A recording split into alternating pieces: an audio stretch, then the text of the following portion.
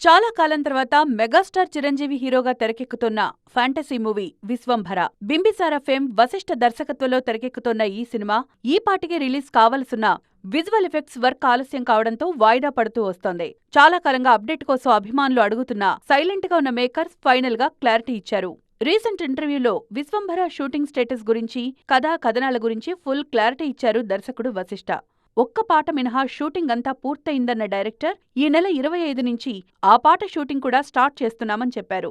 అంతేకాదు visual effects work కూడా 80% పైగా పూర్తయిందన్నారు వశిష్ఠ.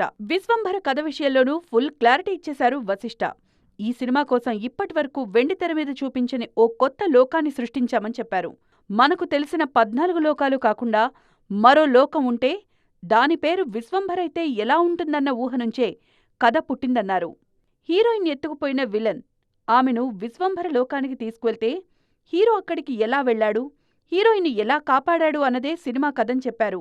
ప్రస్తుతానికి రిలీజ్ డేట్ విషయంలో ఎలాంటి క్లారిటీ ఇవ్వకపోయినా అతి త్వరలో రిలీజ్ విషయంలో క్లారిటీ వస్తుందని చెప్పారు.